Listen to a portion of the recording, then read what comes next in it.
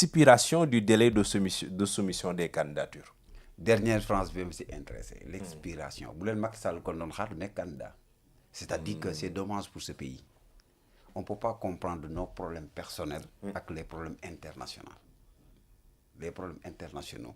vous savez que la diplomatie sénégalaise dafa commencer jël beneen tournure boo xam ne kenn mënu ko comprendre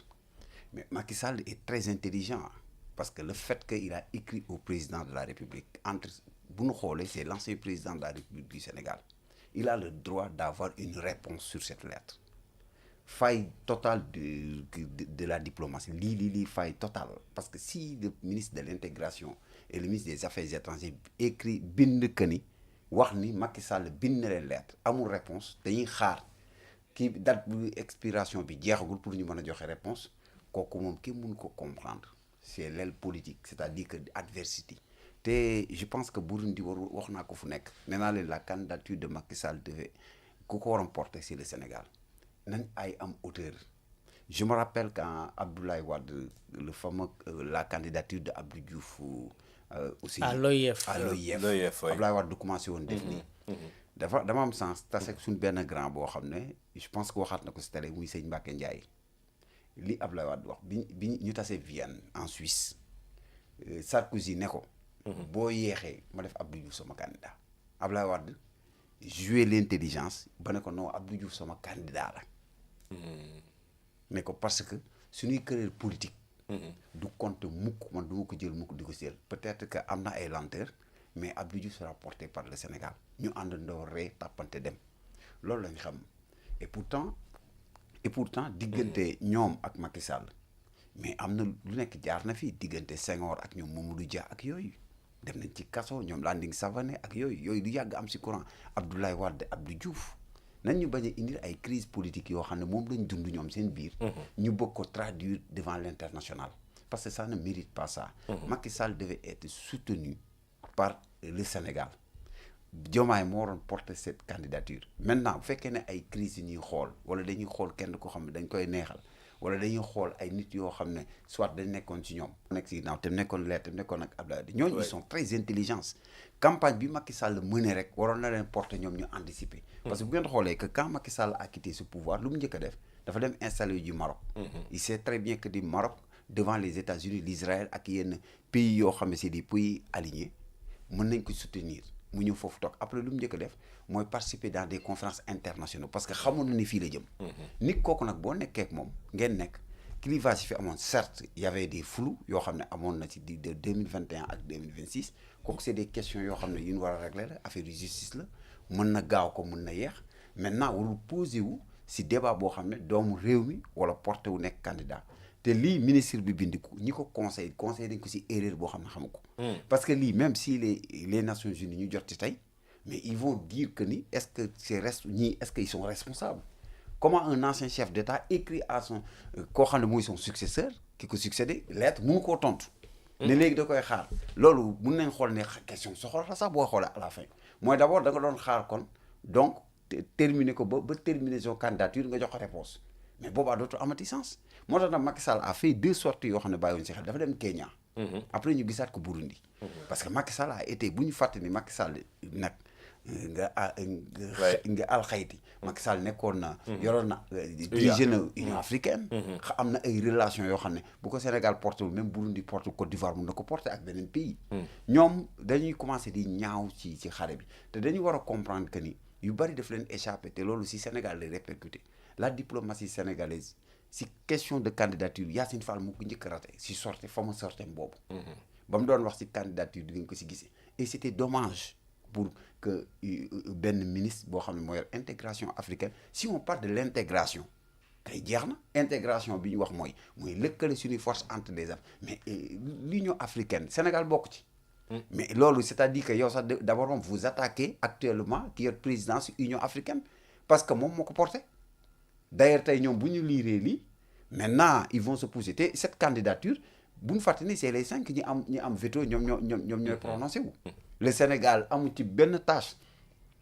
lu ñu yóbbaale parce que conseil de sécurité dañ koy alterner en Afrique te ñooñu ñooy jël te Macky Sall am na ay relations yoo xam ne am na ko même si on dit que Russie dafa xaw a neutre mais avec la Chine avec les États-Unis actuellement c'est une personnalité très neutre la ñu wax par rapport à la candidate chilienne boobu am nga xam ne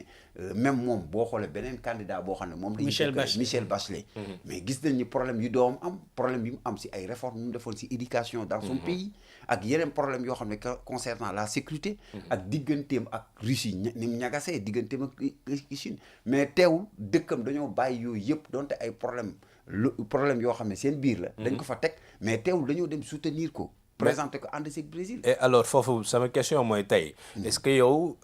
gëm nga ni ce gouvernement là dina porter la candidature de Macky Sall suñu fekkee ni gis nañ ni tey des officiels des autorités des députés des ministres yoo xam te ni taxaw nañ clairement pour dire que ni Macky Sall amul tey les valeurs yi nga xamante ni moo ko war a mun a may mu nekk candidat ci poste bi di secrétaire général bu ONU. ñu porté ko ñàkk koo porté c'est déjà parti Macky Sall est candidat. Mooy d'abord ils ont. Mais est-ce qu'ils vont le soutenir? Non, même bu ñu ko soutenir attention xam nga ñoom ni ñuy jaawale. gars yi bari comprendre ñu. comment ça va se passer. l'élection déggoo ma ne dafa am ñoo xam ne dañu am veto. Le Sénégal ne compte pas bu fekkee ne sax bokkul si ñi alterner ci conseil de sécurité. voix am rek la yor te voix ñi la ñoo gën a compter si la France se positionne des États-Unis même la Russie ak les Chine ban voix nga fay gis Sénégal ñoom lu ñu war a def mooy bañ a ñaaw ci xare bi mi ngi mel ni rek tey jii amaat na beneen candidature boo xam ne ñoom it président tontuwul tamit ci réponse mooy li jëm si organisation de la francophonie. Amadou Sall moom it mi ngi si agité wu parce que ne manque de réponse ak manque de soutien à chaque fois que loolu day indi faiblesse sur diplomatie day tax yow fi nga tolloon ci monde bi da ngay gën a dellu en arrière parce que imaginez tey devant le concert des nations devant les candidatures ñu gis yeneen pays yëpp soutenir yow le Sénégal seul soutenir que vous devenez très faible en Afrique parce que lu ne di xool moo tax il faut que l'intelligence il faut que ñu dimbali président bi moo tax manque de foofu lu muy wuute mooy manque de carnet d'adresse ak ñàkk a xam le monde ak ñàkk a jiite yenn kuréel yi moo waral mais nag xaaruma koon si Cheikh Niang parce que Cheikh Niang a été li mu am yëpp ci Macky Sall. il est chevronné quand même. c'est un chevronné moom il devait normalement bu yi amee mais gars yi xam nga la mooy problème Afrique mooy d'abord seen intérêt crypto personnel la ñuy topp ba du ñu wax waa ji dëgg. moom mënoon na ko encadrer en tant que ministre quand Yassine Fall a fait des erreurs moom mënoon na dem conseil président bi ne ko kat lii bu candidature bi day outrepassé ñun suñuy xalaat. parce que loo xam ne la bu ko Union africaine jëlee tey jii supposons wala tey jii yeneen nation yoo xam ne en dehors de l'Afrique jël nañ ko soutenir ko tey ñun suñu position moo gën nañ ko porter maintenant suñuy querelle familiale mais Côte d'Ivoire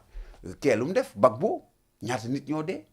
mais revenir en Côte d'Ivoire réconciliation amul. dem na sax banaan damay nekkaat candidat ñu bloqué ko ci processus. mais est-ce que tey jii bu fekkoon ne moom day laaj tey Nations Unies Côte d'Ivoire du ko seetaan ñooy njëkk a porter c'est-à-dire que il faut que ñuy oublier ñun suñuy rancœur dafa mel ni ñenn ñi xam nga li tax du ma bëgg di wax si ñoom dañoo am problème personnel ak Macky Sall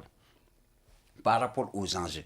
sa problème personnel nag sa problème personnel la bokkul ak lii mais entre Diomaye Faye dirigé wul Pastef wala dirigé wul la coalition Diomaye dafay diriger tout un ensemble de ce pays ñi nekk bitim réew tey nekk sénégalais. c'est le président de la République c'est son président de la République. bu Macky Sall soxlaa dara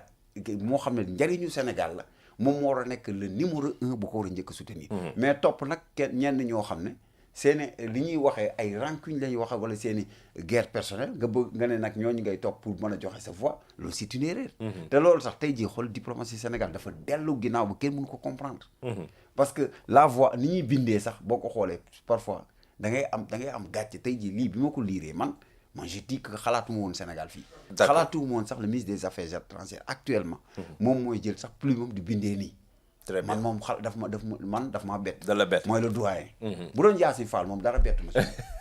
parce que moom bu doon moom du ma bett parce que moom njëkk na. lu tax non du ma bett moom dafa njëkk a prononcé si question de candidature moom na dafa am gàcce